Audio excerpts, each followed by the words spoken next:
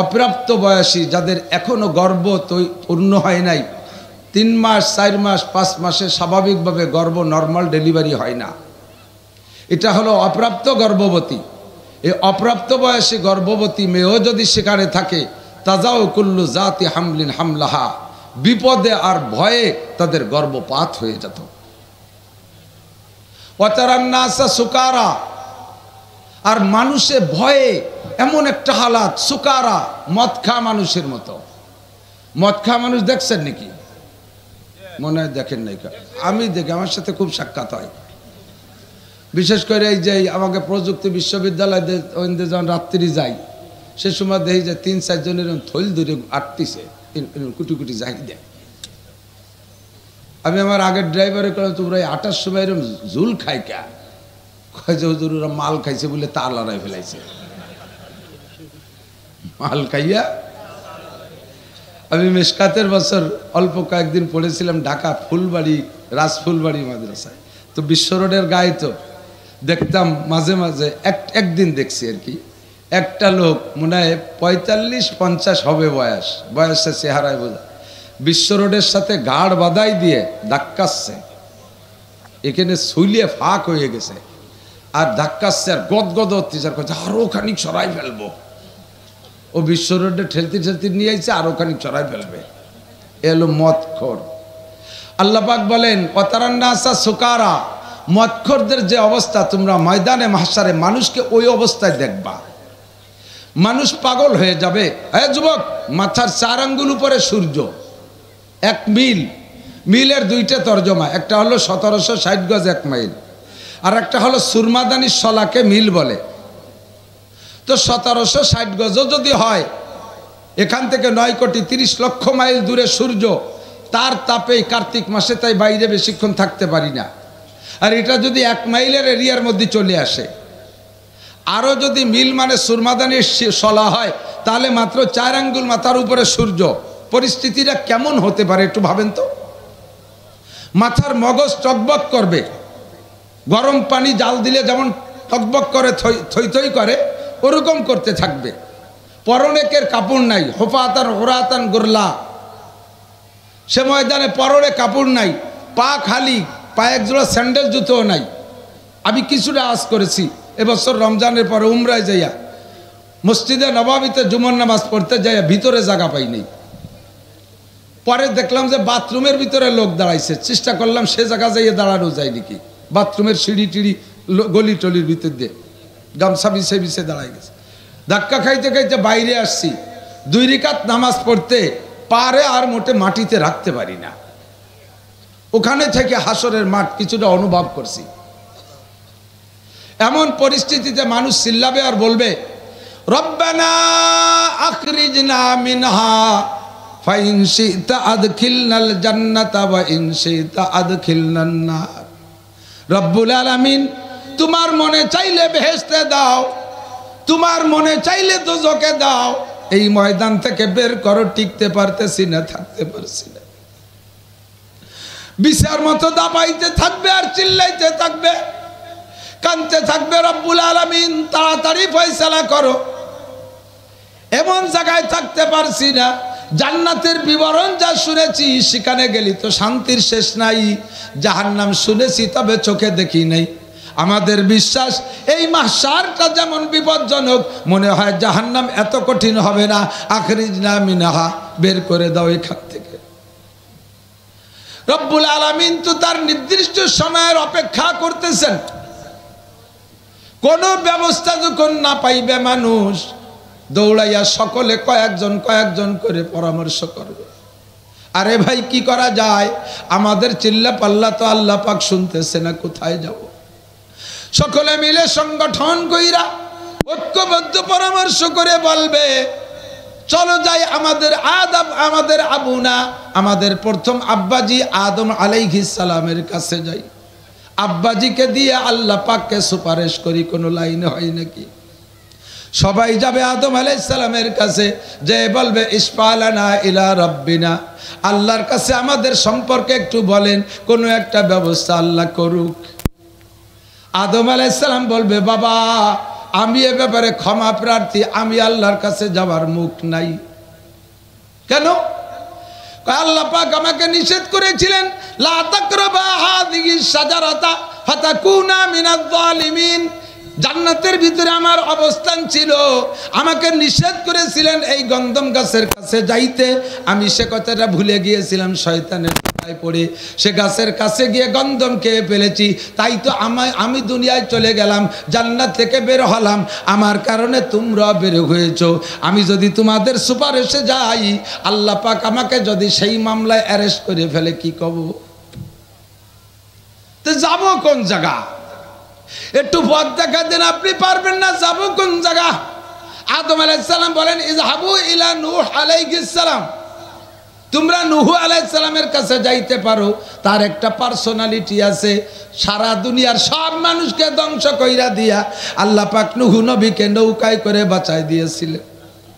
তুমি তার কাছে তোমরা যাইতে পারো।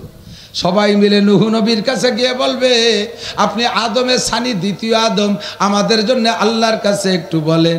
নূহ আলাইহিস সালাম বলবেন, বাবা আমি এ ব্যাপারে ক্ষমা চাই, আমি একটা অন্যায় করে বসে আছি। আমি যখন নৌকায় উঠি, আল্লাহ আমাকে আমার পরিজনকেও নৌকায় উঠানোর অর্ডার দিয়েছিলেন। আমার ছেলে কেনানকে আমার পরিবারভুক্ত মনে করে, আমি নিজের সন্তান, অবশ্যই সে আমার পরিবারের সদস্য, তাকে নৌকায় উঠানোর জন্য আমি বলেছিলাম, এইটা আমার অপরাধ হয়ে গিয়েছিল। আল্লাহ যদি সেই কথা এখন উচ্চারণ করে, তুমি নবী নূহ হইয়া তুমি কেন তোমার ছেলের নৌকায় উঠতে বললে? সে তো কাফের। এই মামলায় যদি আমারে ধরে, আমার জবাব দেওয়ার থাকবে না, আমার দ্বারা সম্ভব না। কয় তা যাবো কোন জায়গা? কই যাবো ইলা ইব্রাহিম ওয়া মিল্লাতু আবিকুম ইব্রাহিম, তোমরা যাও তোমাদের জাতির পিতা ইব্রাহিম খলিলুল্লাহ আলাইহিস সালাম। ও মুসলমান, আমার বাংলাদেশের মুসলমান, আমাদের মুসলিম জাতির পিতার নাম কি? আরো জোরে, ভয় করে, জোর হলো না? ইব্রাহিম খলিলুল্লাহ। আঞ্চলিক জাতির পিতার বেশ কম চাকরি পারে, কিন্তু আন্তর্জাতিক জাতির পিতা কে? ইব্রাহিম আলাইহিস সালাম, ঠিক কি না? ইব্রাহিম আলাইহিস সালামের কাছে সবাই যাবে, গিয়ে বলবে ইসফালানা ইলা রাব্বিনা, আল্লাহর কাছে সুপারিশ করেন, একটা ব্যবস্থা করুক।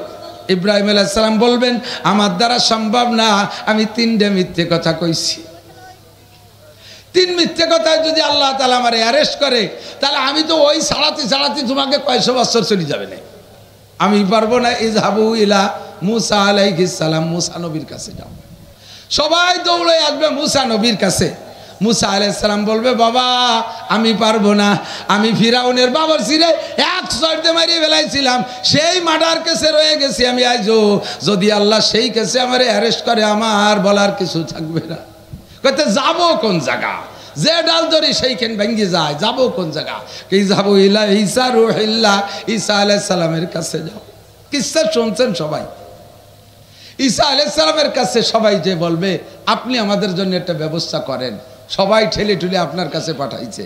ঈসা আলাইহিস সালাম বলবে, বাবা আল্লাহর রাস্তায় মাফ চাই, আমার ওই জাতীয় কোনো সমস্যা নাই, কিন্তু আমার উম্মত আমার দালালি শেষ করছে। আমার উম্মত আমার আল্লাহর ছেলে কয়। ঈসা আলাইহিস সালাম কি আল্লাহর ছেলে? কথা কন। খ্রিস্টানরা, ইহুদিরা, এই খ্রিস্টানরা, নাসারারা, এই নাসারা মানে খ্রিস্টান, আর ইহুদি আলা মুসা আলাইহিস সালামের উম্মত।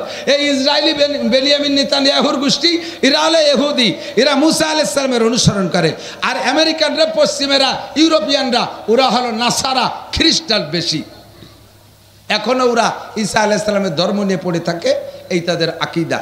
তো ওরা কয় ঈসা আলাইহিস সালাম ওয়াকালাতিন নাসারা মাসীহ ইবনুল্লাহ, ঈসা আলাইহিস সালামকে আল্লাহর ছেলে বলে। কয় আমার নামে এই অভিযোগ, এই দোষ দিয়ে বসে রয়েছে, আমি আল্লাহর কাছে গেলে আমি লজ্জা পাই, কাজে এ আমার দ্বারা সম্ভব না। কয় তা মরবো নাকি? যাবো, মরাও তো জায়গা নেই, এখন যাবো কোন জায়গা? কয় ইযহাবু ইলা মুহাম্মাদিন সাল্লাল্লাহু আলাইহি ওয়াসাল্লাম, সবাই মিলে মুহাম্মদ সাল্লাল্লাহু আলাইহি ওয়াসাল্লামের কাছে যাও। উনি যা কবে তাই শুনবে, উনার একটা আল্লাহ আছে, আলাদা, উনার একটা বেটো পাওয়ার আছে, উনি যা বলবে আল্লাহ তাই শুনবে। সবাই চলে আসবে আমাদের নবীর কাছে, বললেন না সুবহানাল্লাহ। এবার নবী আলাইহিস সালাতু ওয়াস সালামের কাছে আসলে হুজুর আলাইহিস সালাম আল্লাহ পাকের কাছে সিজদায় পড়ে যাবে, রব্বি হাবলি উম্মতি, রব্বি হাবলি উম্মতি, রব্বি হাবলি উম্মতি, রব্বুল আলামিন তুমি আমার উম্মতকে ক্ষমা করো, আমার উম্মতকে বাঁচাও। আগে নিজের উম্মতের কথা বলবে, আগে নিজের উম্মতের কথা বলবে। আপনাদের সে মাঠে এমন একটা মর্যাদা হবে, কোন নবী রসুলের সাথে আল্লাহ পাক অতক্ষণ কথা বলবেন না। হুজুরে পাক সাল্লাল্লাহু আলাইহি ওয়াসাল্লাম নিজেই বলেছেন, যতক্ষণ পর্যন্ত আমার একটা উম্মতেরও ফয়সালা বাকি থাকবে অতক্ষণ পর্যন্ত আল্লাহ আদম, ঈসা, ইব্রাহিম, মুসা কোন নবীর সাথে কথা বলবেন না। আপনাদের একটা ফয়সালা হয়ে যাওয়ার পরে অন্যান্য নবীদের সাথে কথা বলবে। একটু বলেন না সুবহানাল্লাহ। আমাদের নবীও যেমন, নবীর উম্মত এরকম দামি, তাদের জন্য আল্লাহ পাক সংবিধান বই দিয়েছে সেরকম দামি শ্রেষ্ঠ কিতাব কোরআন। এই কোরআন শরীফকে 30টা পাড়ায় বিভক্ত করা হয়েছে। সূরার সংখ্যা 114টা, আয়াতের সংখ্যা 2 রকম গণনা। আয়েশা রাদিয়াল্লাহু তাআলা আনহার গণনা মতে 6236, হযরত আলী রাদিয়াল্লাহু তাআলা আনহুর গণনা মতে 6666। আয়াতগুলো যারা পড়েছে হাফেজদের কাছে শুনবেন, আমি হাফেজ না, জায়গায় জায়গায় বলতে গেলে আমার আয়াতের মধ্যে ত্রুটিও হয়ে যায় কখনো কখনো, হাফেজ না হওয়ার কারণে। আমি খুঁটে বেছে যা পেয়েছি, আমার অভিজ্ঞতার আলোকে আমি দেখেছি যে এই বিষয়গুলো আল্লাহ পাক ইম্পর্টেন্ট মনে করেছেন, জরুরি মনে করেছেন, কোরআন সেগুলো আলোচনা বেশি আসছে।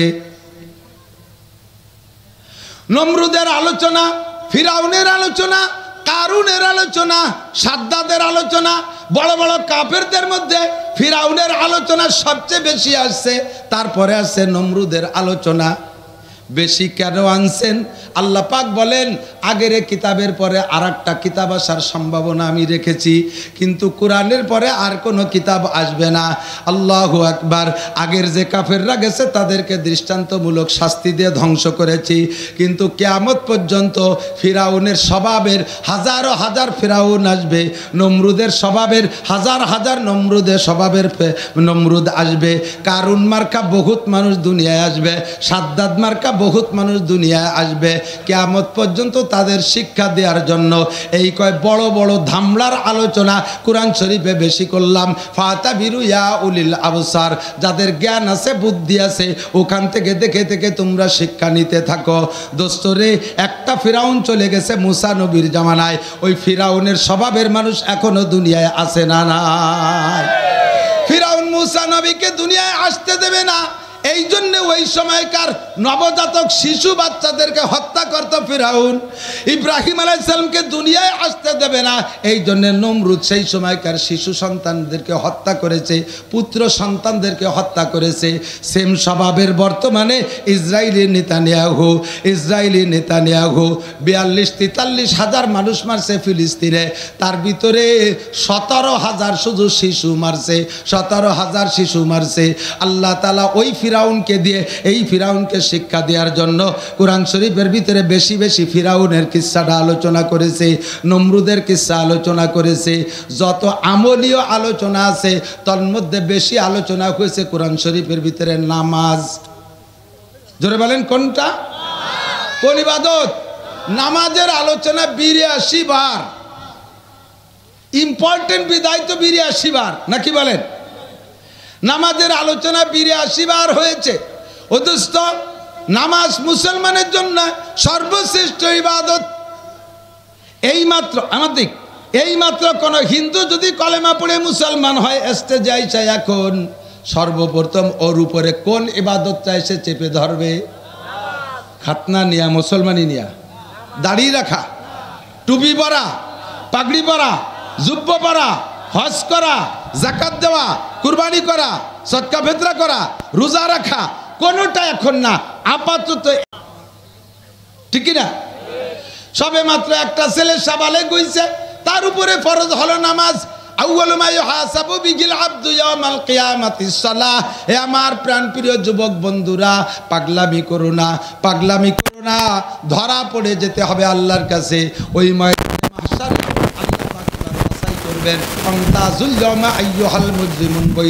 কাফেরদেরকে বের করে দিবে, থাকবে শুধু কলেমা পড়া মুসলমান। এই কলেমা পড়া মুসলমানদের কাছে 1 নম্বর যে জিজ্ঞাসাটা হবে সেটা হলো নামাজ। ফামান সালুহাত সালুহা সাইরু আমালিহি, যে ব্যক্তি নামাজের প্রশ্নের সফল হতে পারবে, নামাজের প্রশ্ন যথাযথ দিতে পারবে, প্রত্যেকটা প্রশ্নের জবাব তার আসান হয়ে যাবে। আল্লাহ পাক তাকে বিনা হিসাবে জান্নাতে পাঠিয়ে দিবে। বক্তাদের কাছ থেকে শুনেছেন, তবলিগওয়ালাদের কাছ থেকে শুনেছেন, আল্লাহ পাকের স্বভাব হলো প্রত্যেকটা ইবাদতের প্রতিদান, মূল প্রতিদান রেখেছেন আখিরাতের জন্য, আর প্রত্যেকটা প্রতি ইবাদতের আবার কিছু প্রতিদান দুনিয়ায় রাখছে। আমার দিক তাকান, মাহফিলে আপনাদের এই বড় বড় মাদ্রাসার মাহফিলে তো খাইতে দেয় না, ছোট ছোট মাহফিলে আমরা করি, তো ছোট মাহফিলে শেষ পর্যন্ত দুই এক জায়গা দেখি লোক বসে থাকে, ওঠে না, অথচ বক্তা যা বয়ান করতেছে তাতে আমার তৃপ্তি হচ্ছে না। এগুলি বসে রয়েছে, কে লোক ওঠে না, কে কয় যে বসে রয়েছে অন্য কারণ আছে, শেষে খাবার আছে, শেষে তবারক আছে। তো ইবাদতের শেষে, মাহফিলের শেষে যদি তবারক থাকে, তো বক্তা আলোচনা যাই করুক, ভালো মন্দ যা করুক, শেষ পর্যন্ত বসে থাকে। আর শেষে যদি খাবার না থাকে, তাহলে আলোচনা ভালো না হলে আস্তে আস্তে দুই একজন পেশাবের নাম কইয়ে, পায়খানার নাম কইয়ে, একটু বিড়ি খাওয়ার নাম কইয়ে, একটু পান খাওয়ার নাম কইয়ে, এটা ওটা কইয়ে উঠে চলে যেতে থাকে, আস্তে আস্তে মাঠ খালি হয়ে যায়। যদি শেষে খাবার থাকে, আমি এখন ভালো মন্দ যাই কই, অবশ্যই একজন উঠতো না, একজন উঠবে না। তো আল্লাহ কয় প্রত্যেকটা ইবাদতের সাথে যদি দুনিয়ার কিছু ইন্টারেস্ট থাকে, তাহলে সেই ইবাদতটা করে খুব আগ্রহের সাথে। আজকে রাত 1টা পর্যন্ত ওয়াজ করে ছেড়ে দেবো, আপনারা যাইয়ে ঘুমাইতে ঘুমাইতে 2টে, 2:30, 3টে বেজে যাবে। যারা এই টাইমে ঘুমাবেন তারা 4টে, 4:30, 5টায় ফজরের আজান দিলি উঠতে খুব কমই পারবেন। কতক্ষণ? আবার রমজান মাসে তারাবির নামাজ পড়িয়ে যাইতে যাইতে 10টা, 10:30 বেজে যায়, যাইয়েই কেউ শুয়ে পড়ে না, এটা ওটা খাইয়ে দাইয়ে তারপরে গল্প সল্প করতে করতে 12টা, 1টা বাজায়, এরপরে বিছানায় শোয়। আবার দেখা যায় যে রাত 3টের সময় উঠে গেছে। ঘটনা কি? এ সময় 1টায় উঠলি 3টায় শুইলে, 1টায় শুইলে 3টায় উঠা যায় না। রমজান মাসে 1টায় শুইলে 3টায় উঠা যায়, কারণ কি? ভাই এখন শেষ রাত্রি উঠলি তো 1 গ্লাস পানিও কেউ খাতি যায় না, সে সময় তো শেষ রাত্রি উঠে তো পেট ভরি গলা সমান খাওয়া যায়। ইবাদতের পরে যদি কিছু থাকে হাদিয়া, তাহলে ওই ইবাদতে ইন্টারেস্ট বেশি থাকে। কাজেই 5 ওয়াক্ত নামাজের সব পুরস্কার যদি আল্লাহ আখেরাতে রেখে দেয়, যে সব পুরস্কার আখেরাতে পাবা, এমনি মানুষ নামাজ পড়তে চায় না, তাহলে কেউ পড়বে না। নবী পাক বলেন, আরে এ ভাই নাই যুবক, আমার দিক টাকা, 5 ওয়াক্ত নামাজ পড়বি, 5টা পুরস্কার আছে, 4টে পুরস্কার আখেরাতের জন্য, আর 1টা পুরস্কার দুনিয়ায়। মান হাফাজা আলাস সালাওয়াত আকরামাহুল্লাহ বিখামসি খিসাল। 1 নম্বরে ইউরফা আনহু যিকুল আইশ, যেই কারণে নামাজ পড়তে পারিস না, চাকরির জন্য নামাজ পড়তে পারিস না, খেত খামারের জন্য নামাজ পড়তে পারিস না, ব্যবসা বাণিজ্যের জন্য নামাজ পড়তে পারিস না, এক কথায় দুনিয়া কামার জন্য নামাজ পড়তে পারিস না, নামাজ পড়, দুনিয়ার সব অভাব অনাটন আল্লাহ তাআলা দূর করে দেবে। ফাঁকে একটু বুঝে নিতে হবে, নামাজিকে আল্লাহ তাআলা দুনিয়ার রিজিকের অভাব দেয় না। এর তর্জমা কি? রিজিকের অভাব দেয় না মানে ব্যান চালালে আল্লাহ তাআলা বিমানের পাইলট বানাবে তা না। সাধারণ কৃষক মূর্খরে ধরি আল্লাহ তাআলা প্রাইম মিনিস্টার বানাবে তা না। ভিক্ষুকরে ধরি আল্লাহ তাআলা শিল্পপতি কোটিপতি বানায় দেবে তা না। রিজিকের অভাব হবে না, মানে হলো যে যে ক্লাসের মানুষ তার রিজিকের অবস্থাও সেরকম। কথা বলেন, যে যে ক্লাসের মানুষ তার রিজিকের অবস্থাও সেরকম। একজন মানুষ বাংলাদেশে 300 টাকা দামের চাউল আছে না নাই? আছে। সেই চাউল কিনে খাওয়ার, রেগুলার কিনে খাওয়ার মানুষও আছে না নাই? আবার 40 টাকা দামেরও চাউল আছে না নাই? তা কিনে খাওয়ারও মানুষ আছে না নাই? 40 টাকা দামের যারা চাউল খায়, এরা যদি নামাজ পড়ে তাহলে জীবনেও তাদের 40 টাকা দামের চাউলের অভাব হবে না। তবে ওই লোকটারে 300 টাকা দামের চাউল আল্লাহ দেবে না, কারণ যে লোক 40 টাকা দামের চাউল খায়, মোটা মোটা গাবের আঠির মতো, এ ভাত গলা সমান খাইয়ে দুপুর পর্যন্ত কুদাল কুবাতি পারে, ভাত ফুরোয় না। ওরে যদি সকালবেলা 300 টাকা দামের 4টে প্লাস্টিকের ভাত খায় দেয়, ও তো কুদালে 2 কোপ দিয়ে একবার পেশাব করলে শেষ, কাজ করতে পারবে না। ঠিক না? বড় 2 কেজি ওজনের সলির দাম 4000 টাকা। এ বাজারে মাঝে মাঝে পাওয়া যায় কিনা? কিনে খাওয়ার লোক আছে না নাই? আছে না? আল্লাহ তো যেই লোকটা 2,000 টাকা 4,000 টাকা দামের শৈল কিনে খাইতে পারে, এই লোকটা যদি নামাজি হয় আল্লাহ তাআলা তার সেই রকম শৈলীর অভাব রাখবে না কোনোদিন। যেই লোকটা শৈল কিনে খাতে পারে না, রেগুলার টাকি মাছ কিনে খায়, এ যদি নিয়মিত নামাজ পড়ে আল্লাহ তাআলা তার টাকি মাছের অভাব রাখবে না। যে লোকটা ডেলি 1 কোটি টাকা ইনকাম করে, ও যদি নিয়মিত নামাজি হয় আল্লাহ তাআলা তার ডেলি 1 কোটি টাকা ইনকামের ব্যবস্থা দরজা খোলা রাখবে। যে লোকটা ডেলি 500 টাকা কামাই করে, ওই লোকটা যদি নামাজি হয় আল্লাহ তাআলা তারে গ্যাপ গর্ত দেবে না, রেগুলার তারে 500 টাকার ইনকামের ব্যবস্থা করে দেবে। এর মানেই হলো, এটাই হলো রিজিকের অভাব দিবে না। আল্লাহু আকবার।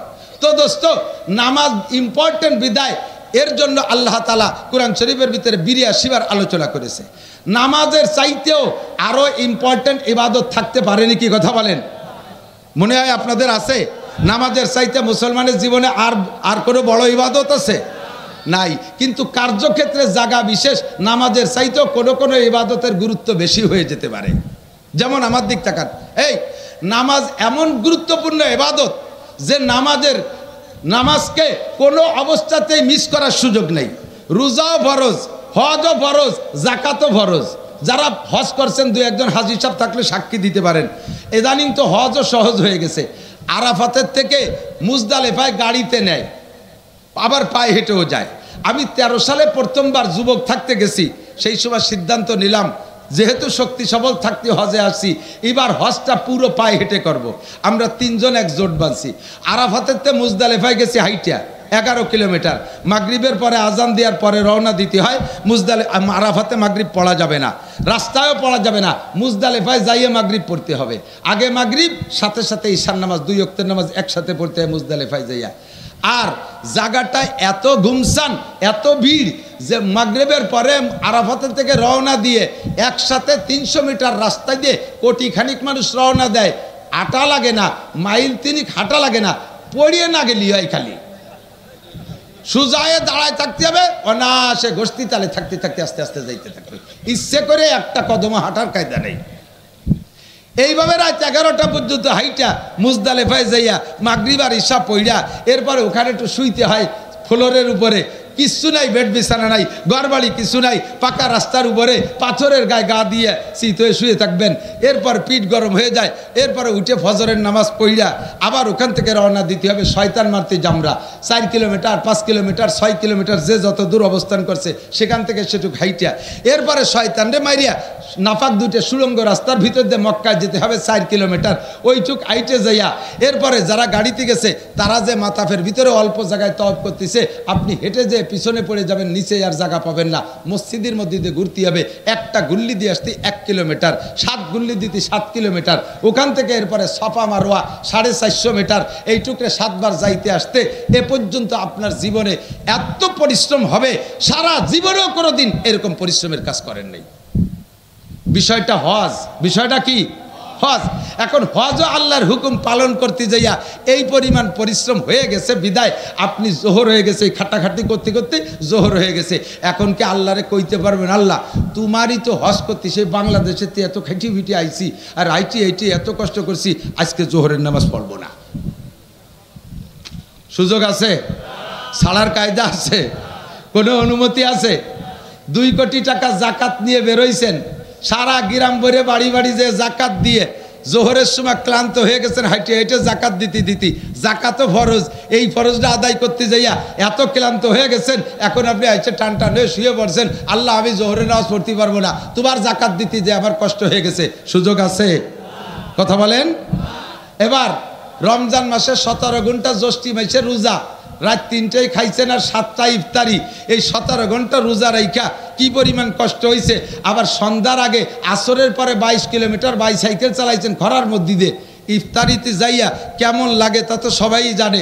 ইফতারি খাইয়ে দিয়ে সাপে আধারের মতো কেলাই গোড়ই পড়ছেন।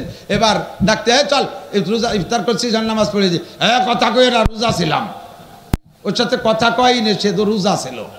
মাগরিবও ভরে নাই, টান টানে শুয়ে রয়েছে। এই মাগরিবে নামাজ না পড়িয়া রোজাতে নামাজ না পড়ার কোনো সুযোগ আছে? ঈশার সময় আজান হয়েছে, চল যাই তারাবি পড়ে আসি, কথা কয়ে না রোজা ছিলাম। তাহলে এক রোজার বাহানা দিয়ে 2 ওয়াক্তের নামাজ মাইর, একটি সুযোগ আছে নাকি কথা বলেন? তাহলে নামাজ এমনই ইবাদত, এই ইবাদত অন্য কোনো কিছুতে যত পরিশ্রম হোক ছেড়ে দেওয়ার সুযোগ নাই। কিন্তু এর উপরে আরেকটা ইবাদত আছে সময় সাপেক্ষে, সেই ইবাদতটা যদি চেপে পড়ে তাহলে আপনাকে নামাজ বাদ দিয়ে সেই ইবাদতটা করা লাগবে। এমন একটা ইবাদত আছে, সেই ইবাদতটার গুরুত্ব জায়গা বিশেষ নামাজের চাইতে বেশি, যার কারণে আল্লাহ তাআলা ওই ইবাদতের কথা কুরআন শরীফের ভিতরে 682 বার আলোচনা করেছেন। কত? 682 বার। ইবাদতটার নাম হলো জিহাদ। ইবাদতের নাম কি? জিহাদ। কবে কিভাবে? খন্দকের যুদ্ধে যখন যুদ্ধ হতে যাচ্ছে, মক্কা থেকে কাফেররা আসতেছে মদিনার উপরে আক্রমণ করবে, নবী পাক সাল্লাল্লাহু আলাইহি ওয়াসাল্লাম সাহাবায়ে কিরামদেরকে নিয়ে খন্দক খনন করার সিদ্ধান্ত নিলেন। এই খন্দক খননের কাজ শুরু হয়ে গেছে। ইতিমধ্যে খবর আসছে তাড়াতাড়ি কুচে সারেন, এই যে এসে গেল। এই করতে করতে জোহরের রক্ত এসে গেছে, খন্দক খনন করা শেষ হয় নাই। হুজুর কয় থাক জোহরের নামাজ, আগে খন্দক খোঁচো। খুঁজতে খুঁজতে আসর হয়ে গেছে, খন্দক খনন করা শেষ হয় নাই। হুজুর কয় থাক আসরের নামাজ, আগে খন্দক খনন করো। খুঁজতে শুরু হলো, মাগরিব এসে গেল, মাগরিবের নামাজের রক্ত এসে গেছে, খন্দক খনন করা শেষ হয় নাই। হুজুর কয় থাক মাগরিবের নামাজ, আগে খন্দক খনন করো। এসে গেল ঈশার রক্ত, ঈশার নামাজের সময় খন্দক খনন করা শেষ হয় নাই। হুজুর কয় থাক ঈশার নামাজ, আগে খন্দক খনন করো। এইভাবে 4টে ওয়াক্ত নামাজ হুজুর শুধুমাত্র জিহাদের জন্য কাজা করেছেন, জিহাদের জন্য কাজা করেছেন। বোঝা যায় প্রয়োজন সাপেক্ষে কখনো কখনো নামাজের চাইতো জিহাদের গুরুত্ব বেশি। কথা বলেন ঠিক ঠিক না? ও দোস্ত, এবার জিহাদের আলোচনা আছে 682 বার। যদি কোনো ব্যক্তি এই জিহাদ সংক্রান্ত আলোচনা হইলে উলামায়ে কিরাম জিহাদের প্রতি উদ্বুদ্ধ করার জন্য, উৎসাহিত করার জন্য যদি আলোচনা করে, আর এইটাকে যদি জঙ্গিবাদী বলে, এইটাকে যদি কি বলা হয় হরকত বলে, এইটাকে যদি আল কায়দা বলে ধিক্কার দেয়, তাহলে ওই লোকটা বেঈমান হয়ে যাবে। 682টা আয়াতকে অস্বীকার করা হবে, অথচ কোরআন শরীফের একটি আয়াতকে অস্বীকার করলে ওই লোকটা কাফের হয়ে যায়। ক্বালা রাসূলুল্লাহ সাল্লাল্লাহু আলাইহি সাল্লাম মা আমানা বিল কুরআনে মানিস্তাহাল্লা মাহারিমাহু। যে ব্যক্তি কোরআনের একটা আয়াত অস্বীকার করে, ওই লোকটা পুরো কোরআনকে অস্বীকার করলো। আর কোরআনকে অস্বীকার করলে লোকটা কাফের হয়ে যায়। আর কাফের হয়ে গেলে কি হয়? ওই লোকটার স্ত্রী তালাক হয়ে যায়। আপনি কাফের হয়েছেন, আপনার স্ত্রী কাফের হয় নাই, বিয়ে ভেঙে গেছে। বিয়ে ভেঙে গেলে কি হয়েছে? এরপরে ওই স্ত্রী নিয়ে ঘর করলে জিনার গুনাহ হবে। এই স্ত্রীর গর্ভে যদি কোনো সন্তান হয়, ও সন্তান জারজ সন্তান হবে, হারামজাদা হবে, ওইটা জারিওর বাচ্চা পয়দা হবে। আপনি যদি বিনা তওবায় আবার কলেমা পড়ে মুসলমান না হয়ে মারা যান, আপনাকে জানাজা পড়ানো যাবে না, আপনারে দাফন করানো যাবে না মুসলমানের কবরস্থানে, আপনারে কাফন পরানো যাবে না। আপনি মুসলমানের খাতার থেকে মায়ের। বাংলাদেশ সহ বিশ্বের প্রান্তে প্রান্তে মুসলমানদের ভিতরে এই রোগটা বিরাজ করতেছে। এই মুহূর্তে যদি ফিলিস্তিন গাজা থেকে, আমার প্রাণপ্রিয় যুবকরা, ফিলিস্তিন আর গাজায় যুদ্ধ হচ্ছে, লেবাননে যুদ্ধ হচ্ছে।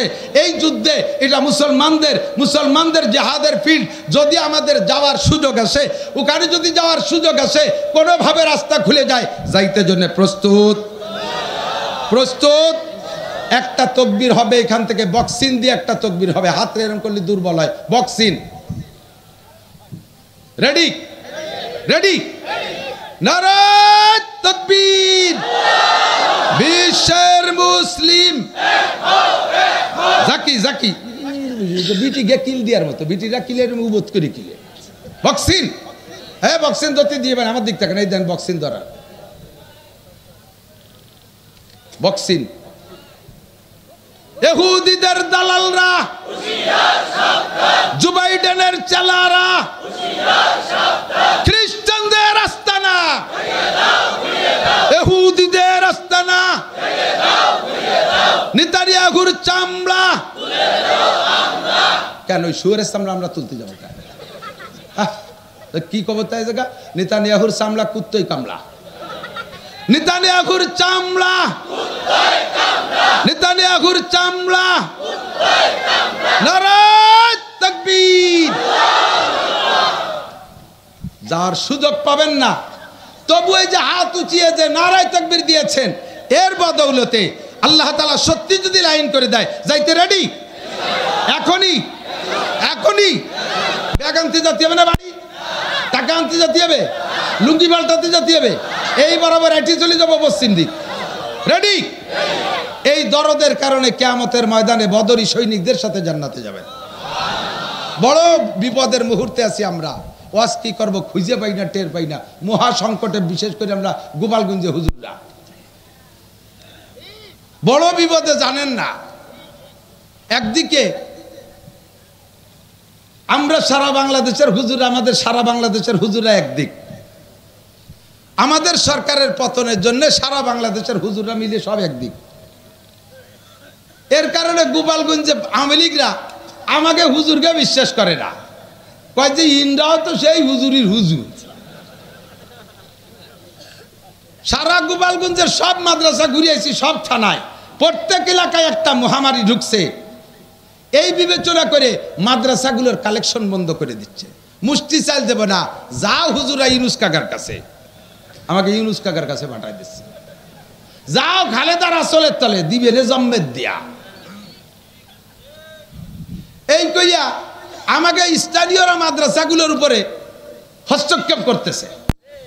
আবার অন্যান্য জেলার সবাই কয় কি, আরে গোপালগঞ্জে হুজুর, ও গোপালগঞ্জের বিলেই আমলিক করে, ও জায়গা কোনো নবী রসুল আসলেও সে আমলিক করে, ও বিশ্বাস করে লাভ নাই। একদিকে বাড়ির বাড়ি মানুষ বিশ্বাস করে না, আর একদিকে বাইরের মানুষ বিশ্বাস করে না, তো মরবো কি খাইয়ে? বেশি কিছু বলতে চাই না, বললে ওই যে এই যে দাঁড়ায় রয়েছে, টাওয়ার দাঁড়ায় রয়েছে, ওরা তো দুনিয়া ভরে ছড়াই দিবে রে।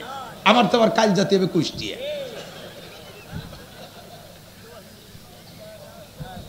কি করবো, মহাবিপদে আছি। রোটাক বাটুস্কুত নবী আলাইহিস সালাম মক্কায় ছেড়ে মদিনায় গেছে, মক্কার মাটির টান জীবন ভরে হুজুরের বুকের মধ্যে ছিল। কথাক্ষণ ঠিক না? মদিনায় যায় আল্লাহর হুকুমে, ফিরে ফিরে মক্কার দিক তাকায়। আবার 10 বছর পরে, আবার 10 বছর পরে সেই মক্কা ভূমিতে হুজুর চলেও আসছেন, বিজয় করছেন। কিন্তু জীবনের শেষ কাটাইছে মদিনায়। হিজরতের মর্যাদা আলাদা সেই হিসাবে। মাতৃভূমির টান সবাই থাকে। আমরা হুজুররা কওমি মাদ্রাসা চালাইতেছি, আপনারা আমাদেরকে রাজনৈতিক দিক দিয়ে কোনো ভাগাভাগি করেন না, ভাগাভাগি করেন না। যারা যেখানে এসে যা করতেছে করুক।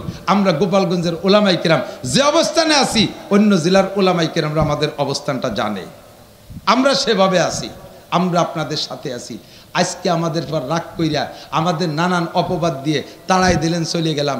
আপনার আবার একদিন সুদিন আসবে, সেই দিন যদি কোনো দিন আসে, সেই দিন এই মাদ্রাসাগুলো চালাবে কিনা, আমাদের প্রতিষ্ঠান আমাদের চালাইতে হবে। আমরা ওলামাই কেরামকে, ধর্মীয় কোনো একটা অংশকে নিন্দা ধিক্কার দেব।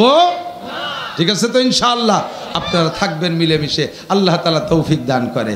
কোরআন শরীফের ভিতরে যে বিষয়গুলো সবচেয়ে বেশি আলোচনা, তার 2-3টে বললাম। 3 নম্বর একটা বিষয় হলো, সেটা হলো আল্লাহ পাক রব্বুল আলামিন 62 বার আলোচনা করেছেন, সেটা হলো তাকওয়া। তাকওয়া সংক্রান্ত 2-3টে আয়াত আমি পড়েছি, মাত্র তার তর্জমা বলেই দোয়া করে দেবো, বিরক্ত করব না আপনাদেরকে। আল্লাহ পাক রব্বুল আলামিন বড় মহব্বতের সাথে ডাক দিয়ে আপনাদেরকে বলেন, ইয়া আইয়ুহাল্লাযীনা আমানুত্তাকুল্লাহ। এ যুবক আমার দিক, হে অন্ধ জগতের অটাল বিশ্বাসী পাগলরা, আপনাদেরকে আল্লাহ তাআলা অন্ধ জগতের অটাল বিশ্বাসী পাগল বলে ডাক দিয়েছেন। বলেন আলহামদুলিল্লাহ। দুনিয়ার নাম অন্ধ জগৎ, কারণ এ জায়গা বসে আখেরাত দেখা যায় না, এ জায়গা বসে আল্লাহকে দেখা যায় না, এ জায়গা বসে জান্নাত দেখা যায় না, এ জায়গা বসে জাহান্নাম দেখা যায় না, এখানে বসে ফেরেশতা দেখা যায় না, পুলসিরাত দেখা যায় না, জান্নাতের নাজ ও নিয়ামত দেখা যায় না, জাহান্নাম দেখা যায় না। কাজেই দুনিয়াটা হলো অন্ধ জগৎ। এই অন্ধ জগতে বসে আমরা অটল বিশ্বাসী। কেমন বিশ্বাসী? আমার যুবক, বহুত যুবকরা আছে, নামাজ পড়ে না, কালাম পড়ে না, মদ গাঁজা ইয়াবা ফেনসিডিল খায়, আবার মাঝে মাঝে দুর্গা পূজা, কালী পূজা, সরস্বতী পূজা, লক্ষ্মী পূজায় যাইও সে জায়গা উদ্বোধন করে দিয়ে আসে, তাকে সাথে সহযোগিতা করে। অথচ এই মুসলমানের যুবক, মুসলমানের সন্তান, তার সামনে যদি বিশ্ব নবীকে কেউ গালি দেয়, আল্লাহর কোরআনের সাথে যদি বেয়াদবি করে, ওই যুবকের দেহের ভিতরে 1 ফোঁটা রক্ত থাকতে তার প্রতিশোধ না নিয়ে বাড়ি ফেরবে? জোরে বলেন, ফেরবে? কাজেই আপনি অন্ধ জগতের অটল বিশ্বাসী এবং আপনি পাগল। দুনিয়ার সব নাজ ও নিয়ামত ছেড়ে দিয়ে, দুনিয়ার ভোগবিলাস ছেড়ে দিয়ে এক আল্লাহকে ধরে বসে আছেন, যার কারণে নানান নিন্দা মন্দ শুনতেছেন, অনেক শক্ত মন্দ আপনি সহ্য করে যাচ্ছেন, দুনিয়ার অনেক ভোগবিলাস থেকে বঞ্চিত হচ্ছেন, একমাত্র আখেরাতকে বিশ্বাস করে। যেটা পাগলের স্বভাব, পাগল তার বাড়ি 10 তলা দালান ফেলাই তুইয়া রাস্তায় দিয়ে মাটি দিয়ে গড়ি খেয়ে বেড়ায়, দুনিয়ার সমস্ত ভোগবিলাস ফেলে দিয়ে পাগলেও যা করে আপনারাও তাই করেন। আল্লাহ পাক আপনাদেরকে অন্ধ জগৎ জগতের অটল বিশ্বাসী পাগল বিলে ডাক দিয়ে বলেন ইত্তাকুল্লাহ, ইত্তাকুল্লাহ। বড় একটা দামি কথা, ইত্তাকুল্লাহ। ভয় করো কাকে? আরে ভয় করব কাকে? লা নাকাবু আহাদান ইল্লাল্লাহ, আল্লাহ ছাড়া কেউকে ভয় করব। দুনিয়ার অনেককে ভয় করি, আগুনরে ভয় পাই কেন? পোড়াইয়ে মেরে ফেলবে। আগুনের ভিতরে পড়ে গেলাম, পুড়িয়ে গেলাম, মরে গেলাম। মরার পরে কে আগুনরে ভয় করা লাগে? দুনিয়ার আগুনরে। এরে সাপরে ভয় পাই কেন? ও কামড় দিলি মরে যাব, আচ্ছা দিয়েই দিল কামড়, মরিও গেলাম। মরার পরে কে আর ওই সাপরে ভয় করা লাগে? বাঘরে ভয় পাই কেন? ও ধরে ছিঁড়ে বুড়ে খেয়ে মেরে ফেলবে, আচ্ছা ধরাই পড়ে গেলাম বাঘের কাছে, ছিঁড়ে বুড়ে খেয়ে মেরে ফেললো আমাকে, আর কি ওই বাঘরে ভয় পাওয়া লাগে? এ সমস্ত ভয় সাময়িক, এ সমস্ত ভয় সাময়িক। পুলিশকে ভয় পায় ধরে জেলে দেবে, আরে সরকারে ভয় পায় মামলা দিয়ে আটকায় দেবে, এটা কিছুক্ষণের জন্য।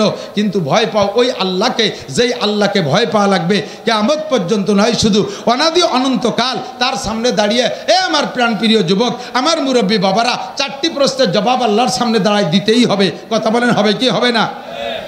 দুনিয়ার মানুষের সামনে মানুষের জবাব দিতে তাই আটকে যায়। বর্তমানে কি জবাজবি চলতেছে তা জানি না, কয় কারে কিরম ধরে ধরে কীভাবে আটকায় কি জিজ্ঞেস করতেছে জানি না। বাকি 16 বছর আগে ফখরুদ্দিন, ইয়াজউদ্দিন, মঈনুদ্দিন সরকারের সময় মনে আছে নাকি মুরব্বীকে? এ দল ও দল, আমলিগ, বিএনপি সব দলের বড় বড় নেতাকে ধরে ধরে আটকাইছে, মেলা কিছু জিজ্ঞেস করে নাই। আরে যাদেরকে আটকাইছে ফখরুদ্দিন সাহেবকে, তাদেরকে জিজ্ঞেস করছে মিয়া জীবনে কয় ওয়াক্ত নামাজ কাজা করছে তাই কয়ে যাও, এই জিজ্ঞেস করছে। হ্যাঁ, গত রমজানে রোজা রাখো নাই কে? ফখরুদ্দিনকে তাই জিজ্ঞেস করছে। কয়টা হজ ফরজ হয়েছে তা করো নাই কে? এ জিজ্ঞেস করে নাই। বোরকা পরিস নাই, পরে নাই কে তোর বউ? এ জিজ্ঞেস করে নাই। আপনি কেন কাঁসাই দিয়ে ইরিদান লাগাইছেন তা জিজ্ঞেস করে নাই। আপনি কেন সুদ খাইছেন তা আপনারা জিজ্ঞেস করে নাই। আপনি কেন কি বলা হয় পরের মাথায় বাড়ি মারছেন তা আপনারা জিজ্ঞেস করে নাই। সব নেতাকে একটা মাত্র প্রশ্ন করছে, আন মালিহি মিন আইন ইকতাসাবা ফিমা আনফাকা। সিরাগঞ্জি ভাঙ্গা সুটকে নিয়ে ঢাকা আসলে আর পরে বিশাল ভবনের মালিক হয়ে গেলে, এইটা কোত্থেকে হইলা? আসলে তুমি রিক্সা চালাইতে, আসার পরে তুমি শিল্পপতি হয়ে গেলে, আসলে তুমি গার্মেন্টসের চাকরিজীবী হইয়া, আসার পরে তুমি কোটিপতি হয়ে গেলে। এই টাকা কোত্থেকে পাইলা? মাত্র 1 টাকার হিসাব নেছে। কথা বলেন ঠিক কি ঠিক না? আর সমস্ত এ দল ও দল সব দলের নেতারা একটা হিসাব দিতে যে ধরা পড়ে গেছে, মালিকের সামনে 4টি প্রশ্নের জবাব দেওয়া লাগবে। আন উমরিহি ফিমা আপনা, আন উমরিহি ফিমা আপনা। আপনার 70-80 বছরের জীবন কোথায় কতটুকু কাটাইছেন একটু কয়ে যান। সাহস আছে কোনো বাপের বেটার? পারবেন বলতে? আমি পারবো না, আমি জবাব দিতে পারবো না। আমার জিন্দেগির হিসাব আমি দিতে পারবো না, কারণ আজকে বৃহস্পতিবার, গত বৃহস্পতিবার সকালে কি খাইছি সেই সেটা মনে নাই। আছে? আর এই 70-80 বছরের হিসাব আমি কিভাবে দেব? এই হিসাবের ভয়ে আমি আল্লাহকে ভয় পাই। সিদ্দিকা আয়েশা বলে, হুজুর আমরাও কি হিসেবে আটকে যাব? হুজুর বলেন, আয়েশা মানহুসি বা নৌকেশা, বিনা হিসাবে পার হতে পারানোকে চেষ্টা করো, হিসাবের কাঠগড়ায় দাঁড় হবে যে সেই বিপদে পড়িয়া যাইবে। বিনা হিসাবে পার হতে পারো কি তাই দেখো। ইত্তাকুল্লাহ, ভয় পাও আল্লাহকে। ওখানে দাঁড়িয়ে তোমাকে হিসাব দেওয়াই লাগবে। এ দোস্ত, যারা বিমানে চড়ছেন তাদের সাথে আমার একটু আলাপ করতে সহজ হবে। বিমানে উঠতে গেলে ইমিগ্রেশন আছে, ইমিগ্রেশন না? বিমানে যারা উঠছে, হাজি সাহেবরা তো অবশ্যই জানে, বিদেশ করছেন তারা জানেন। ইমিগ্রেশনের 4টি ইমিগ্রেশন। কয়টা? 1 নম্বরে পাসপোর্ট ইমিগ্রেশন, আপনার পাসপোর্ট সহি কিনা বিদেশ যাইতে গেলে। 2 নম্বরে আপনার টিকিট ইমিগ্রেশন, ঠিক আছে কিনা। 3 নম্বরে আপনার ব্যাগেজ, মাল ব্যাগেজ ইমিগ্রেশন, লাগেজ ইমিগ্রেশন, ওর ভিতরে অবৈধ কিছু আছে কিনা। 4 নম্বরে আপনার বডি ইমিগ্রেশন, দেহের মধ্যে কিছু নিয়ে যাচ্ছেন নাকি। অনেকে বলে পেট ভরে সোনা খাইয়ে আইছে, বাংলাদেশে পায়খানা করে সেই সোনা বেচে। সুবহানাল্লাহ। আমি একবার এই ইমিগ্রেশনের ধরা পড়ে গেছি। আল্লাহু আকবার। পাসপোর্ট ইমিগ্রেশন, মালয়েশিয়া যাওয়ার সময় পাসপোর্ট ইমিগ্রেশনে ওকে, টিকিট ইমিগ্রেশনে ওকে, লাগেজ ইমিগ্রেশনে ওকে, লাস্টে যে বডি ইমিগ্রেশনে ধরা পড়ে গেছে। মেশিনের ভিতরে দাঁড়াই, অমনি রিং করে ওঠে, লাল বাতি জ্বলে। যারা ইমিগ্রেশন করতেছে সবই আমার ওয়াজের শ্রোতা, ওরাও লজ্জা পাচ্ছে। কি হলো, হুজুরির বডির মধ্যে কি আছে? সব কিছু খুলে বুলিয়ে দিয়ে দিছি, পকেটে যা যা আছে সব। তারপরও রিং করে। এখন আমি লজ্জা পাচ্ছি, ওরাও লজ্জা পাচ্ছে। ওরাও ধরতে পারে না কোন জায়গা কি আছে। নিজেও আগাগুলা সব জায়গায় যাদুর হাত দিয়া যায়, টোয়াইটায় দেখলাম কোনো জায়গা কিছু নাই। কি করবো, লজ্জায় পড়ে গেছি। এর মধ্যে একটা মহিলা ফেরেশতা আইছে, মহিলা আইছে একজন। ও কি যেন একটা মেশিন আইলিয়া আমার দিকে এরকম ধরে একটা চাপ দিল, কয় যে হুজুর আপনার এই বুক পকেটের ভিতরে একটা পকেট ডায়েরি আছে, ওর ডায়ালের মধ্যে দেখেন এখন বেলেট আছে। আল্লাহু আকবার, দি সদস্য চাইতে বুজুর্গ কিভাবে এই মারেফাত হলো আমার এই জায়গার বেলেট আছে। খুলে দেই যে সত্যি বেলেট। কবে যেন নখ কাটছি কোন জায়গায় থেকে ফেলাতি কোনে ফেলাবো ওর মধ্যে ঢুকাই দিয়েছি, তাই সেই অবস্থা রয়েছে। এর জন্য আমার বডি ওকে না। দুনিয়ার মানুষের কাছে যদি এরকম ইমিগ্রেশনে ধরা পড়ে যেতে হয়, আল্লাহ পাক রব্বুল আলামিনের কুদরতি মেশিন। ও যুবক, হাইচে উড়াই দিস না। কবে কোন বাগানে দাঁড়ায় গাঁজা খাইছিস, কোন কলেজের পিছনে দাঁড়ায় দুইজন হাসাহাসি করেছিস, সেদরা সেদরি করছিস, রাত 12টা 1টার পরে কম্বলের তলে যাইয়া ফেসবুক দেখছিস, সব কিন্তু ইমিগ্রেশনে ধরা পড়ে যাবে। ধরা পড়বে। আর নুমরিহি ফিমা আফনা, 4 ইমিগ্রেশনের পরে তারপরে তোমাকে বিমানের গাড়িতে কইরা বিমানে উঠতে দেবে।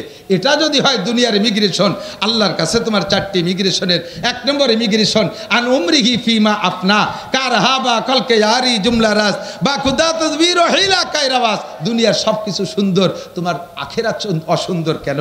এই এলাকায় কত আলেম ওলামা, আমি তো ছোটবেলায় পড়ে গেছি, আজ থেকে প্রায় 36, 38, 37 বা 40 বছর আগে পড়ছি, কাফিয়া পড়ে গেছি এখানে। সেই সময় দেখতাম এই এলাকার মাদ্রাসার ছাত্ররা বাড়ি বাড়ি ছাত্রদেরকে লজিংই খানা খাইতে যাইয়া লজিংই পড়ায়। তাহলে এতদিন পর্যন্ত যদি পড়ায়, তাহলে এই এলাকার কোনো মানুষ কোরআন শরীফ শুদ্ধ করে পড়তে বাকি থাকে না। তো এত হুজুরের মধ্যে তোমার কোরআন শরীফটা পড়া শুদ্ধ না কেন? এত হুজুরের মধ্যে তোমার নামাজটা সুন্দর না কেন? এত হুজুরের মধ্যে তোমার দোয়া কুনুতটা সুন্দর না কেন? এত হুজুরের মধ্যে তুমি ইকামত দিতে পারো না কেন? এত হুজুরের মধ্যে থেকে তুমি আজান দিতে দিশে পাও না কেন? এত হুজুরের মধ্যে দোয়া মাসুরাটা কেন শেখো নাই? এত হুজুরের মধ্যে থেকে দাড়িটা রাখা শিখিস নাই কে? এত হুজুরের মধ্যে থেকে তার চুলির অবস্থা কে? তুই কুত্তো চুলা দিয়ে একেবারে গাঢ় সাইসি বেলায় দিছিস, উপরে যাই আবার সাইডে মেসি কাটিং রেখে দিছিস। গোটা জীবনের হিসাব। 2 নম্বরে আন শাবাবিহি ফিমা আবলা, বিশেষ করে ভয় কেন পাবো আল্লাহকে? আল্লাহর সামনে দাঁড়ায় হিসাব দেওয়া লাগবে। আল্লাহর সামনে দাঁড়ায় হিসাব দেওয়া লাগবে। আরে ফখরুদ্দিনের সামনে না, আরে ডক্টর ইউনূসের সামনে না, আরে ইয়াজউদ্দিনের সামনে না, মঈনুদ্দিনের সামনে না, শেখ হাসিনার সামনে না, খালেদা জিয়ার সামনে না। এ সব গোষ্ঠী যুদ্ধ আটকে যাবে আমাদের চাইতে আগে। আমাকে আপনাকে জবাব দেওয়া লাগবে। যৌবনকালটা কোথায় কাটাইছো কয়ে যাও। যৌবনকালে যা করা যায় বৃদ্ধকালে তা করা যায় না। যৌবনকালে ইচ্ছা করলে শেষ রাত্রে, শীতের রাত্রে উঠা ঠান্ডা পানিতে গোসল করে তাহাজ্জুদ পড়া যায় ফজর পর্যন্ত। কথা কন। আর বুড়ো হয়ে গেলে ওক্তের অজু তাই ওক্তে বানাতে জান্ডা বেরোয় যায়। গরম পানি দিয়ে অজু বানায় দেয়। শীতকালে এই হাত দুই এই হাতের দ্বারে আসতে এসে এই হাত প্যারালাইসিস হয়ে যায়, ভেঙ্গি নিয়ে এসেছি যে তাড়াতাড়ি জ্যাকেট গায়ে দিয়ে দেয়। কথা কন। বুড়ো হয়ে গেলে যৌবনকালে তুমি সকাল 9টায় গোসল করছো, গোসলের অজু দিয়ে ঈশার নামাজ পড়ে শুতে পারো। এমন সুন্দর সুন্দর স্বাস্থ্যওয়ালা ছেলেরা আছে। তবে আশা করি ইদানিং নাই, সবগুলো শেষ হয়ে গেছে, সব ডিলে হয়ে গেছে। সব ডায়াবেটিস, 16-18 বছরের পুলাপান ডায়াবেটিসের রুগী। 3 বাইরে 8তে গেলে ফতে 4 বার পেশাব করা লাগে। তবে যদি স্বাস্থ্য ভালো থাকে 9টার গোসলেরও যদি হিসাব পড়তে পারো। আর বুড়ো মানুষ 1 ওয়াক্তের নামাজ, 1 ওয়াক্তে 3 প্রকারের নামাজ পড়তে 3 বার অজু বানানো লাগে। চোখের সামনে দেখছি। আমার আব্বা খুব শক্তিশালী মানুষ ছিল, অজু বানায় গেছে মসজিদি, জোহরের নামাজ 4 রাকাত সুন্নত পড়ার পর দিয়ে তলপেট চিপে ধরে বেরোয় যাচ্ছে। আব্বা ফরজ পড়বেন না? কয় না, পেশাব করি আসি। পেশাব করে আইসে ফরজ পড়ছে, আবার তাহা গেলেও না মসজিদি। আবার এক জাড়ি দিয়ে বারোই যাইয়া আবার পেশাব করে অজু বেড়াইছে। 2 রাকাত সুন্নত পড়া লাগে। 1 ওয়াক্তের 3 প্রকারের নামাজ পড়তে 3 বার অজু করা লাগে। আর যৌবনকালে সকালেও যদি ঈশার নামাজ পড়া যায়, কাজেই যৌবনকালের মেশিনের কাছে আল্লাহ পাকের দাবি বেশি। আন শাবাবিহি ফিমা আবলা, যৌবনকালটা কোথায় লাগাইছো বলে যাও। ইচ্ছা করলে বাইসাইকেল চালায় তুমি ইস্তেমার মাঠে যেতে পারবা। ইচ্ছা করলে বাঁশবাড়ি থেকে বাইসাইকেল চালায় চরমুনের ময়দানে যাইতে পারবা। ইচ্ছা করলে গহরডাঙ্গা প্রত্যেক দিন হাইটে যাইয়া 27, 28, 29 নভেম্বরের মাহফিল শুনতে পারবা। এটা হলো যৌবনকালের শক্তি। আর বৃদ্ধ বয়সে কিছুই করা সম্ভব না। এই জন্য এই কালটাকে আল্লাহ পাক বেশি বেশি কড়াকড়ির সাথে ধরবে। এই জন্য আল্লাহকে ভয় পাই। 2 নম্বর 3 নম্বর আন মালিহি ফিমা আনফাকা, মাল কোত্থেকে কামাই করছো? মোটা মোটা টাকা কামাই করে বাংলাদেশের চৌকালারা ভাত পায় না, বাংলাদেশেতে টাকা নিয়ে কানাডা বিল্ডিং বানাইছে। এ কথা কয় না? বিল্ডিং কোন জায়গা বানাইছে? কানাডা। চৌকালারা ভাত পায় না, কানাডা বিল্ডিং বানাইছে। যা থাক সেই কানাডার বিল্ডিং এর ভিতরে খালি আমলিগা লাগে দোষ নেয়া। যে সময় যারা সুযোগ পায় তারাই সে কানাডা বিল্ডিং বানায়। কথা কোন ঠিক ঠিক না? সাবধান, সতর্ক থাকতে হবে দোস্ত। কিয়ামতের ময়দানে জবাব দেওয়া লাগবে। কোটি কোটি টাকা সুদে টাকা ইনকাম করে বাঁশবাড়ি মাদ্রাসায় মসজিদ বানাই দিছো, আজ কোন কিও বাবা না। ঘুষ খাইয়ে কামাই করে কাবা ঘরের গিলাপ দিয়ে দিছো, অর্ধেক নেকিও পাবে না, ইমান নষ্ট হয়ে যাবে। মিন আইন ইকতাসাবা ফিমা আনফাকা, কোত্থেকে কামাই করেছো, কোথায় খরচ করেছো বলে যাও। 4 নম্বর হলো এইগুলোকে আল্লাহর কাছে জবাব দিতে হবে, সেই ভয় পাই। 5 নম্বর হলো মাজা আমিলা বিমা আলিমা। 2 দিন পর্যন্ত উলামায়ে কিরাম সম্ভবত পাল্টায় পাল্টায় কথা বলছে, যা জীবনে প্রয়োজন সবই হুজুরদের বলা হয়ে গেছে। আমার আপনার জিন্দগিতে যা দরকার খুঁটে খুঁটে হুজুররা সবই শুনাই দিয়েছে। এই জানা কথাগুলোর পর কতটুকু আমল করছো জবাব দিয়ে যাও।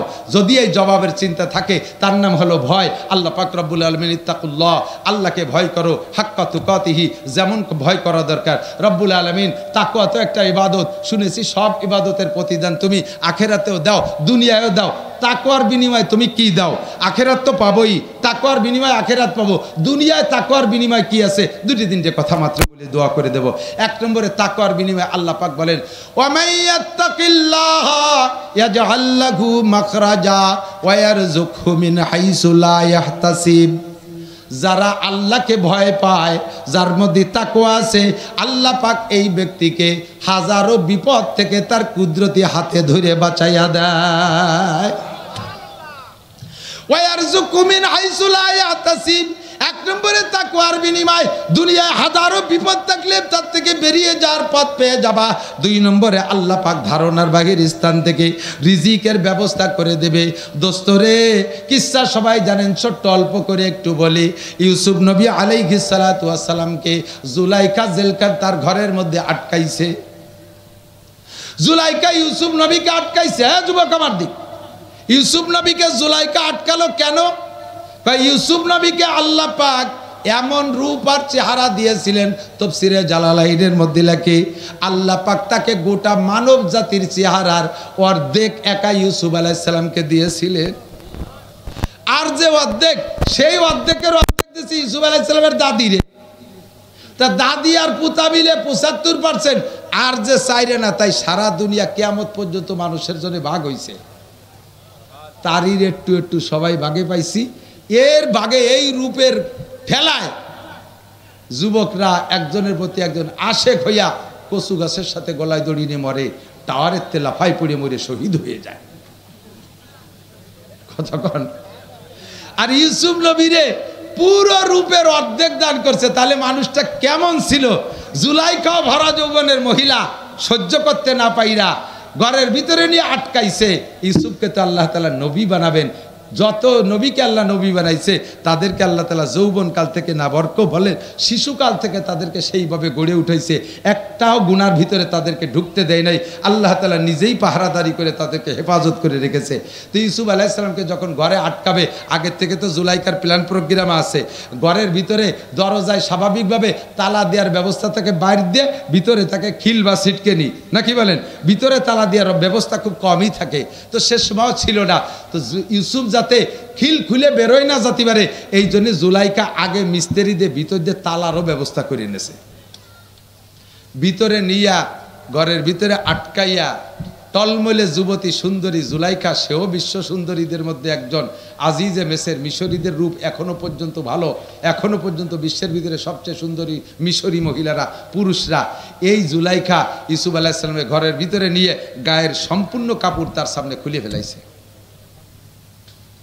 একজন কয় আলহামদুলিল্লাহ। কি বুঝা বলছে আল্লাহ, জোরে কন্যা নাউজুবিল্লাহ। আমার দিক তাকান। এহেন মুহূর্তে নির্জনে কোন মহিলা যদি কোন যুবকরে এত ব্যবস্থা নিজের পক্ষ থেকে করে নিয়া এমন একটা পরিস্থিতি সামনে তৈরি করে, ইমান ঠিক রাখা কত কঠিন। যুবক না, বুড়ো মানুষ পর্যন্ত ইমান ঠিক রাখতে পারবে না, ঠিক কিনা? ইউসুফ আলাইহিস সালাতু ওয়াস সালামকে আল্লাহ তাআলা বাঁচাবেন বিধায় তার ভিতরে এমন ভয় সৃষ্টি করে দিয়েছে। এই ভয়ে, আল্লাহর এই তাকওয়া, এই ভয়ে সে বাঁচার জন্য চেষ্টা করতেছে, খুঁজতেছে, উপায় খুঁজতেছে।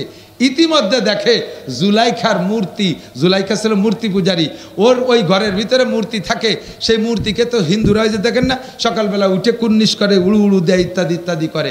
জুলাইখা ওইভাবে পূজা পাঠ করে। মূর্তিটা ঘরের ভিতরে এই তার রুমের মধ্যে, সে মূর্তির মুখ মাথা কালো কাপড় দিয়ে বাঁধিয়ে দেওয়া রয়েছে, পেছানো। তো ইউসুফ আলাইহিস সালাম বললেন এইটা কি জিনিস? কয় যে এটা আমার ভগবান, এইটাকে আমি পূজা করি। তার মুখ মাথা কালা কাপড় দিয়ে বাঁধছেন কে? কয় যে এখন যে কাজ করতে যাচ্ছি ভগবানের সামনে, চোখের সামনে এ কাজ করা যায় না, তাই তার চোখ বেঁধে থুইছে যাতে ভগবান না দেখে। ইউসুফ আলাইহিস সালাম সুযোগ পেয়ে কয় তুমি যারে পূজা করো তোমার ভগবানের চোখ কালা কাপড় দিয়ে বাঁধতে তুলি দেখে না, আমি যার ইবাদত করি তার চোখ কালা কাপড় দিয়ে বাঁধা যায় না। তো তোমার এই মাটি মূর্তির সামনে যদি আকাম না করা যায়, আমার ওই আল্লাহর সামনে এ কাম করা সম্ভব। ইন্নী আখাফুল্লাহ, আমি আল্লাহরে ভয় পাই। এর মধ্যে দেখে ইয়াকুব আলাইহিস সালাম, ইউসুফ আলাইহিস সালামের আব্বা ওই ঘরের মধ্যে আঙ্গুল কামড়ায় ধরে বসে রয়েছে, আঙ্গুল কামড়ায় ধরে বসে রয়েছে। এই জায়গায় ইউসুফ আলাইহিস সালামের কাছে ইয়াকুব আলাইহিস সালাম আসার তো কোনো কল্পনাই করা যায় না।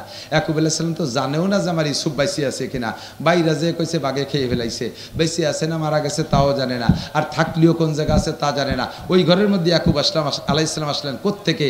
আল্লাহ পাক যাকে বাঁচানোর চেষ্টা করে, যে আল্লাহকে ভয় পায়, আল্লাহ তাআলা তাকে বাঁচানোর ব্যবস্থা করে দেয়। ওই জায়গায় ইয়াকুব আলাইহিস সালামকে পাঠায় দিয়েছে, আর বাপের সামনে ছেলেতে এ কাম করতে পারে না। এইটা দেখেই উনি ভয়তে দৌড় মারছে, আর দরজার কাছে গেছে তো খটখট করে তালাগুলো খুলে গেছে, একের পর এক 7টা দরজা খুলে গেছে। কন্যা সুবহানাল্লাহ। ওমাইয়াত্তাকিল্লাহ ইয়াজআল লাহু মাখরাজা, যে আল্লাহকে ভয় পায় আল্লাহ তাআলা তাকে বাঁচানোর জন্য ব্যবস্থা করেই দেয়। ও দোস্ত, ওয়ারযুকহু মিন হাইসু লা ইয়াহতাসিব, ধারণার বাহির স্থান থেকে উত্তম রিজিকের ব্যবস্থা করে দেয়। এরপরে খাটলেন জেল, এরপরে জেল খাটা থেকে বেরোলেন, জেলে তো গেছে জুলাইখার প্ররোচনায়, এরপরে গেছেন জেলে, জেলের থেকে বেরোইলেন। বেরোনোর পরে আল্লাহ তাআলা ধীরে ধীরে সম্মান কোথায় নিয়েছে, ধীরে ধীরে কোথায় সম্মান নিয়েছে?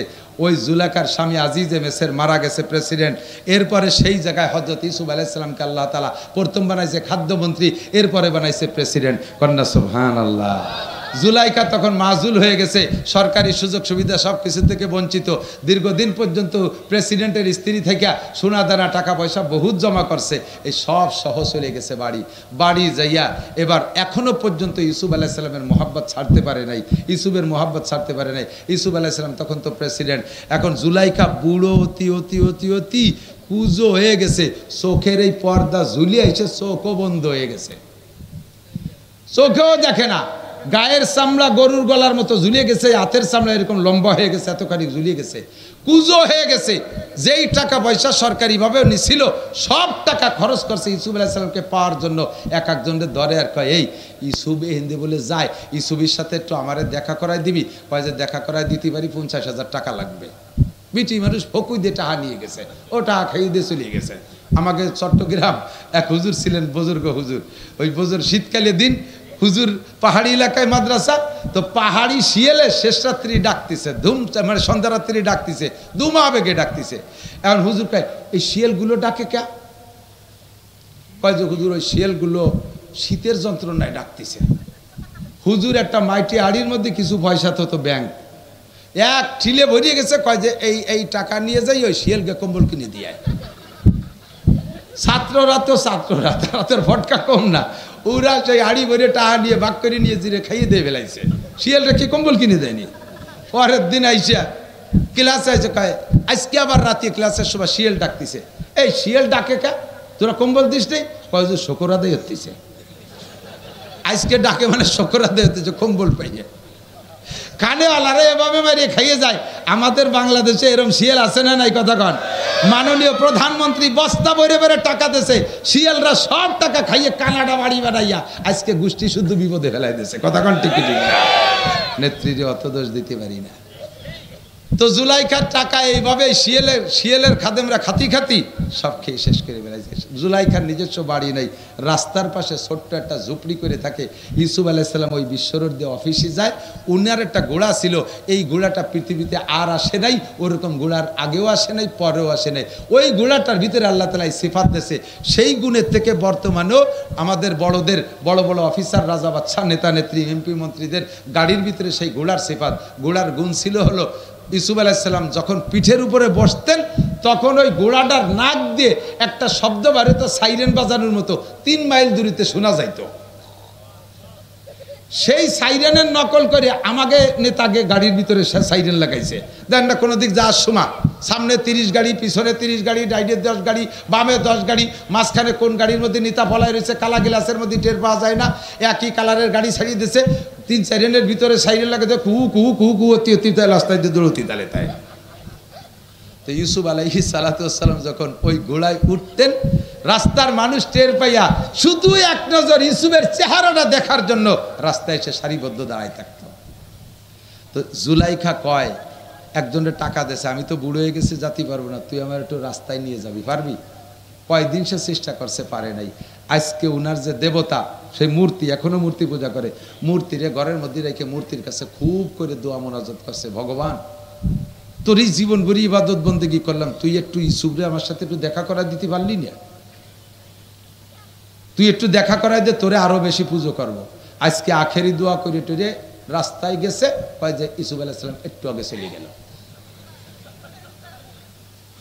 দুঃখী জ্বালায় ভগবানরে লাইথবে না চড়াবে তা টের পাচ্ছে না। পরের দিন আইসা ভগবানরে বাদ দিয়ে এবার আকিদা পাল্টাইছে। ইউসুফ আলাইহিস সালাম তো আল্লাহ ভক্ত, জুলাইখা আগেতে জানে। আজকে ভগবানরে বাদ দিয়ে রব্বুল আলামিনের কাছে দোয়া করছে, মালিক কিচ্ছু চাই না, জীবনে যে কারণে আমি ইউসুফের আশেক হয়েছি তা তুমি ভালো করে জানো। শুধু আমি না, মিশরের 100 মহিলা তারা ইউসুফকে এক ঝলক দেখে তাদের আঙ্গুল কেটে ফেলাইছে।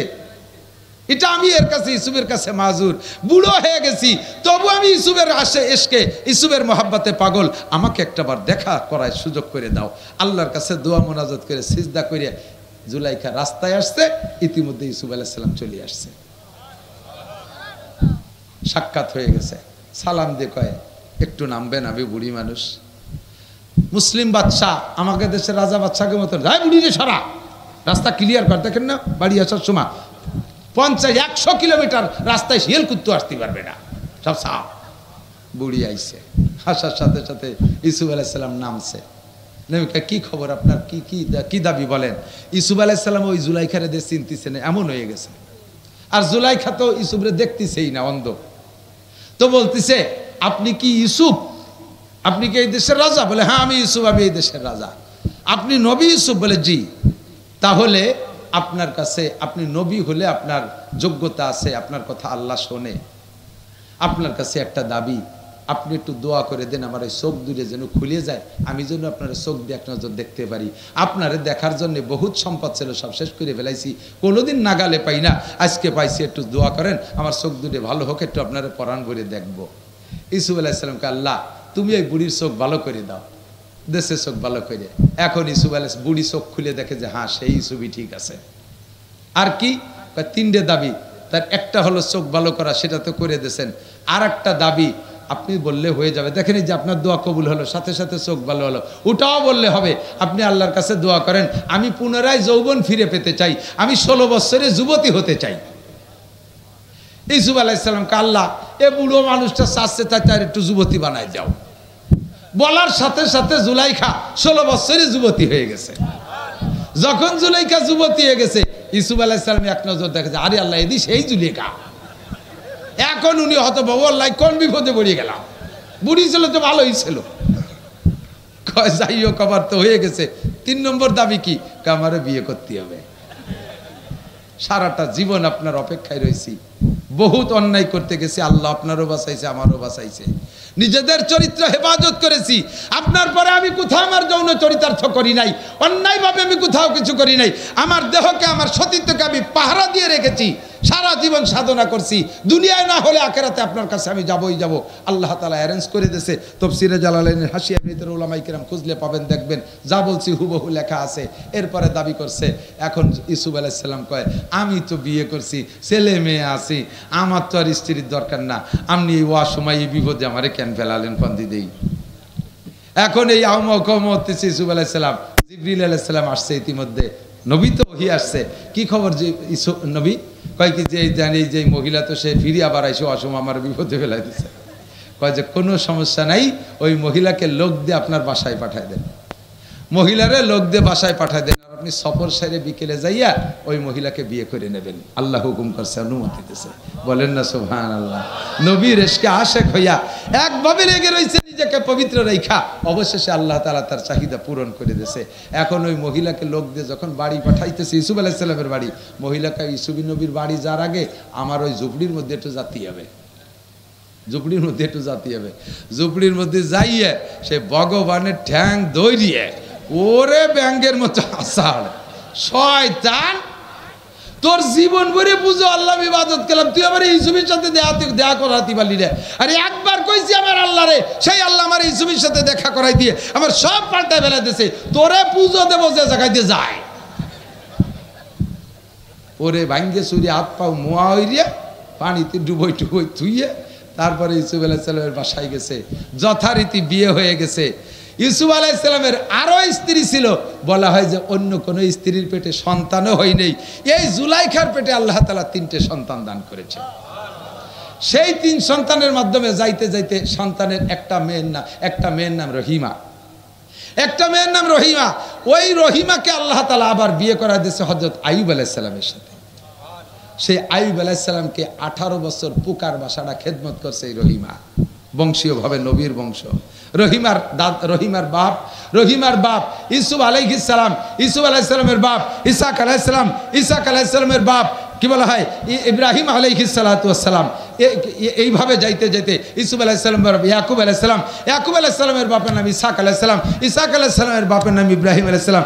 সেই বংশের মাইয়া হযরত রহিমা আলাইহিস সালাম হযরত আইয়ুব আলাইহিস সালামের স্ত্রী। দোস্তরে বলতে চাইছি ওমাইয়াত্তাকিল্লাহ ইয়াজআল লাহু মাখরাজা, যদি কেউ আল্লাহকে ভয় পায় আল্লাহ তাআলা তাকে এই জাতীয় মহা বিপদ থেকে ভয় করে। ও যুবক, গুনাহ থেকে বাঁচতে হলে তুমি আল্লাহর ভয়টা অন্তরে রাখো। বলছি কিনা মনে নাই, বললে আবার বলি। সেদিনকে ফরিদপুর মাহফিল করে আসছি, গত বছর 2 আগে ফরিদপুর একটা মাহফিল করছি। মাহফিলের ভিতরে আমাকে খেদমত করছে একটা যুবক, ফিসফিসে পাতলা দাড়ি, মাথায় পাগড়ি, গায়ে লম্বা জুব্বা, কি যে তার বিনয়ী ভাষা, আমি আশ্চর্য হয়ে যাচ্ছি। অবশেষে আমি বললাম, বাবা তুমি এত ভালো, খুব খুশি হয়ে গেছি। খানা দানা শেষে বিদায় নেওয়ার সময় ছেলেটা বলতেছে, হুজুর আপনি তো আমার খেদমত নিলেন, আমিও খেদমত করে খুশি হয়েছি, কিন্তু আমার পরিচয়টা তো নিলেন না। তো বলো, আমি তো মনে করছি তুমি খাবাসপুর মাদ্রাসার ছাত্র। কয় না হুজুর, আমি ফরিদপুর রাজেন্দ্র কলেজের ছাত্র। জীবনে আমি দাড়িতে খুর দেই নেই, দাড়ি গজানোর আগে আপনার বয়ান শুনেছি, সেই থেকে প্রতিজ্ঞা করেছি আল্লাহ দাড়ি দিলে, একটা দাড়ি দিলেও কাটবো না। এই তুতির পর চারটে, যে আমাকে তো সে কয় ছাগলি দাড়ি, এরকম চারটে পাতলা দাড়ি, তাই সে কাটে নাই। এরপরে পাগড়ি জুব্বত তো আছেই আছে। হুজুর আমি কোন জায়গায় থাকি, একটু কদম দিয়ে বরকত দিয়ে যান। ও যে রুমি থাকে, আমারে সেই রুমি নিয়ে গেছে। রুমি যাইয়া দেখি আমি নিজে ওয়াজ সংগ্রহ করছি, আমি নিজে সেখান থেকে খানিকটা অর্জন করছি। রুমির মধ্যে যাইয়া দেখি ছাদে লেখা আল্লাহ দেখে, ও বাংলায় লিখে তুইছে। ডান পাশের ওয়ালে লেখা আল্লাহ দেখে, বাম পাশের ওয়ালে লেখা আল্লাহ দেখে, 4টে ওয়ালে লেখা আল্লাহ দেখে। আমি কই তুমি এগুলো কি করছো?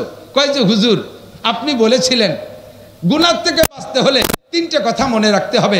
একটা হলো আমি যখন গুনাহ করি ওই সময় মনে আনতে হবে আমার এই গুনার অবস্থাটা কে দেখে? জোরে বলেন, কে দেখে? আল্লাহ দেখে।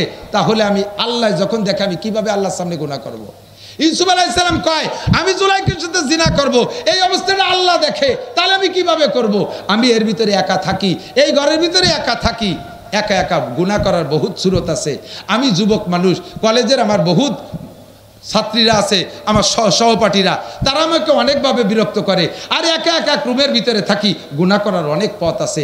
আমি যখনই গুনাহ করার ইচ্ছা করি, যেদিকে তাকাই লেখা দেখি আল্লাহ দেখে, ভয়ে আমার ভিতরে কাজ করে, আর তখন আমি গুনাহটা করতে পারি না। এদিকে তাকায় গুনাহ করব, ওয়ালের দিক তাকায় দেখি আল্লাহ দেখে, ওয়ালের দিক তাকায় দেখি আল্লাহ দেখে, এই জন্য আমি গুনাহ করতে পারি না। হুজুর আপনার 3টে কথা আমার মনে আছে। 1 নম্বরে গুনাহ করার সময় কল্পনা করতে হবে আল্লাহ দেখে। 2 নম্বরে গুনাহ করার সময় খেয়াল করতে হবে আমি যে গুনাহটা করতেছি এই গুনাহটা ফেরেশতারা দেখতেছে আর লিখতেছে। কথা বলেন ঠিক কি ঠিক না?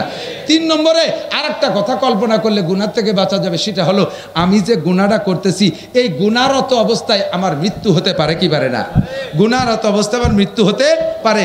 মদ গালে দিছি, এই অবস্থায় মরতে পারি। সিগারেট টানতেছি, এই অবস্থায় মরতে পারি। আমি সুদে টাকা হাতে নিচ্ছি, ওই অবস্থায় মরতে পারি। টেলিভিশন দেখতেছি, ওই অবস্থায় মরতে পারি। রাতের বেলা কানে খিল লাগায় মমতাজের গান শুনতেছি, ওই সোনার ভিতরে গম হয়ে গেছে, ওর মধ্যে আমি মরে যেতে পারি, তাহলে যে হালাতে মরতেছি ওই হালাতটা আল্লাহ পাক রব্বুল আলামিন দেখতেছে ফেরেশতারা। তাহলে আমার এই অবস্থাটা, গুনার অবস্থাটা যদি আল্লাহ দেখে আমি কিভাবে আল্লাহর সামনে করব? এর নাম হলো মাইয়াত্তাকিল্লাহ ইয়াজআল লাহু মাখরাজা ইয়া আইয়ুহাল্লাযিনা আমানুত্তাকুল্লাহা হাক্কা তুকাতি। যুবক, ও যুবক, সিগারেট খাইস না, আল্লাহ দেখে। মদ খাইস না, আল্লাহ দেখে। ফেসবুকে ল্যাংটা ছবি দেখিস না, ওইটা আল্লাহ দেখে।